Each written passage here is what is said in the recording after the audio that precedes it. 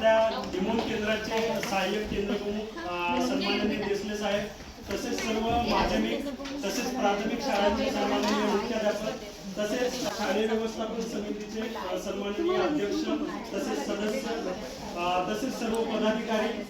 तसेच माझ्या समोर उपस्थित ज्ञानदानाच्या पवित्र क्षेत्रात सर्व काम करणारे माझे सहकारी गुरुजन वर्ग, प्रथमतः सर्वांचे जिल्हा परिषद प्राथमिक शाळा वराडी तसेच वाघ आणि पवार वस्ती यांच्या संयुक्त विद्यमानाने आयोजित केलेल्या आजच्या या शिक्षण परिषदेमध्ये आपल्या सर्वांचे मी सहर्ष स्वागत करतो।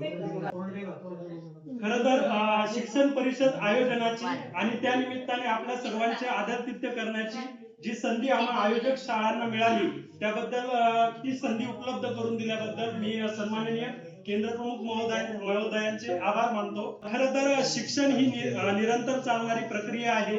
आणि त्या प्रक्रियेमध्ये सर्वात महत्त्वाची भूमिका जर कोणी बजावत असेल तर तो म्हणजे शिक्षक। मी शिक्षकाला शिक्षक म्हणण्याऐवजी गुरुजी म्हणेन, कारण 2G पासून 5G पर्यंत किती ट्रान्झिशन झालं, किती काळ बदलला तरी गुरुजी शिवाय आजच्या जगात पर्याय नाही। त्यामुळे गुरुजीची आजच्या समाजात बदलत चालणारी भूमिका आणि त्या भूमिकेवर प्रकाशझोत टाकण्यासाठी आज आपण सर्व त्या उदात्त हेतूने एकत्र आलो आहोत। आजच्या शिक्षण परिषदेमध्ये PGI इंडिकेटर्स म्हणजे परफॉर्मन्स ग्रेडिंग इंडेक्स या माध्यमातून आपण शाळांची गुणवत्ता अधिक परिणामकारक कशी करता येईल यावर माहिती मिळवणार आहोत। दिनांक 17 ऑक्टोबर 2025 चा जो शासन निर्णय पारित झाला त्या शासन निर्णयानुसार शिष्यवृत्ती परीक्षेमध्ये काय बदल करण्यात आले ते बदल आपण शिष्यवृत्ती मार्गदर्शनाच्या माध्यमातून जाणून घेणार आहोत। तसेच समाज आणि शाळा यामध्ये दुवा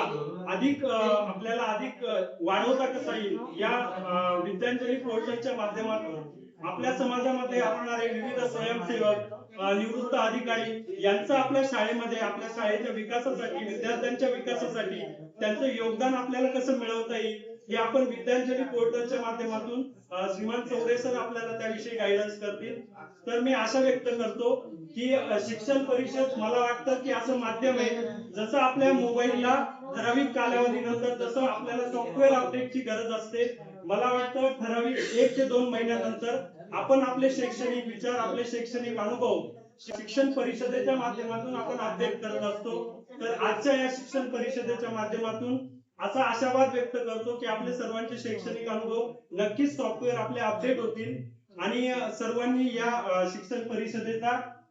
आज आस्वाद घेऊन त्यानंतर जे शैक्षणिक अनुभव आज आपल्याला मिळतील त्याचा आपल्या दैनंदिन विद्यार्थ्यांच्या विकासासाठी उपयोग करून घ्यावा असा आशावाद व्यक्त करतो आणि मला प्रास्ताविक मांडण्याची संधी दिली त्याबद्दल धन्यवाद व्यक्त करतो।